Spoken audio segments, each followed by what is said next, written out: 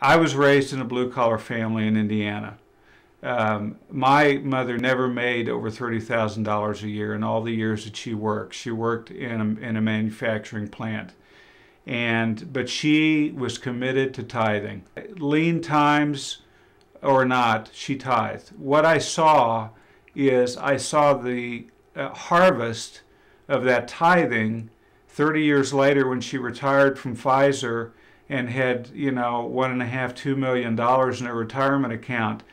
God opened the floodgates and blessed her for her faithfulness in tithing. If that doesn't illustrate the passage in Micah, where the Lord says, test me and see if I don't open the floodgates, nothing will. Both of us were raised with a value of living generously, whether it be by giving away money or time or opening up your home. Whatever you had, you shared.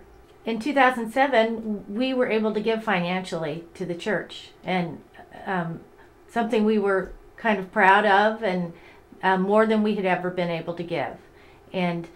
But we didn't have a lot of time. He didn't have any time because he was working 60 to 80 hours a week. I was managing the home and working part-time. So that's what we gave, was financially. Then the next year, Steve didn't have work. Part of the year I didn't have work.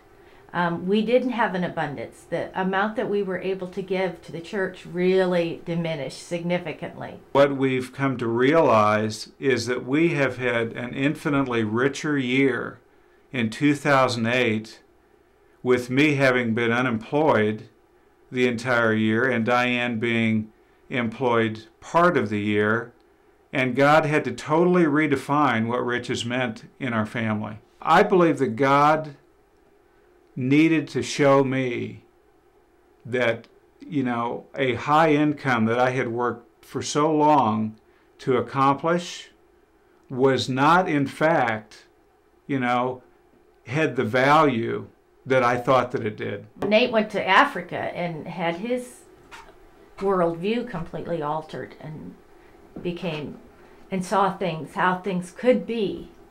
And that really affected then how he looked at everything. How he looked at his clothes, his home, what he ate, how much he ate. And he set a real high bar in our family, he told me at Christmas time not to buy him anything else, not to buy him any more clothes. He had too many clothes. He was going to give a bunch of his clothes away. Tucker was able to go on a Washington, D.C. mission trip and spent most of that time at a homeless shelter playing with kids that didn't have a home. And it really changed how he thought about our home. I think the circumstances that happened in our life last year made us all value the things that were really important, what we had left. Because we didn't have income didn't mean we couldn't live a generous life. We still had a home that we were able, we had enough to pay the mortgage, so we had a home that we could invite people to. Maybe we didn't go out to eat with the neighbors, but we could have them over to the house. And we always have had open doors for the kids and their friends, and we continued that. We had things that we weren't using that we could give away. Nate was kind of the leader on that after he came back from Africa, and we lived leaner. We didn't do all the things that we were doing before, and we found out that it was just fine.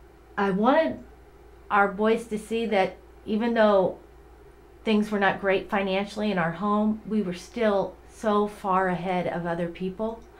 So something we always talked about, and that was helping at a Thanksgiving meal for homeless, but never did. We decided to do.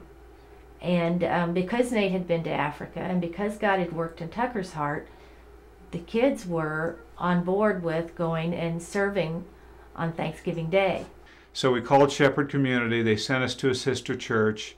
And so we're in line serving people, and these are street people and so forth, and all four of us were standing there together waiting to get our trays filled. And Nate looked over at me and he said, "Dad," he said, "this is so cool." He said, "For the first time, I feel like we are all on the same page spiritually."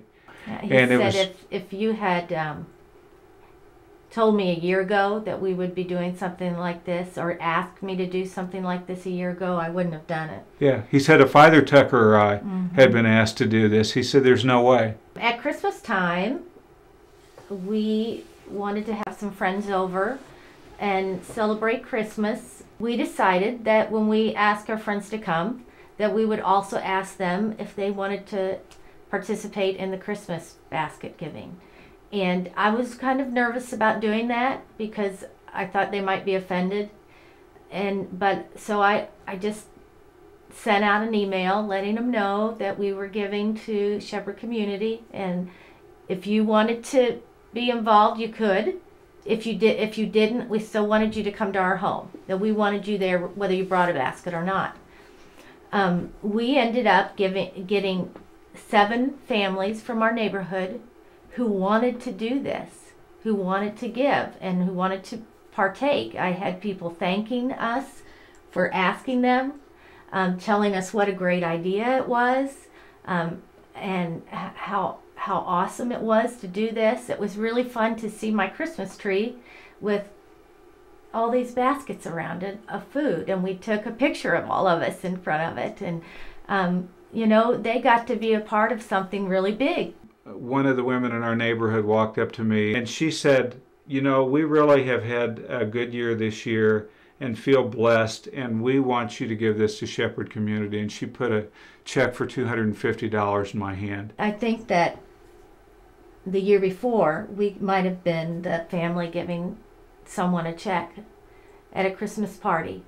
And we didn't have that extra check to give this year. But, instead we had all our neighbors to our house, and we got to spend time with them, and we got to give them an opportunity to give. It just seemed so much richer than what we had the year before.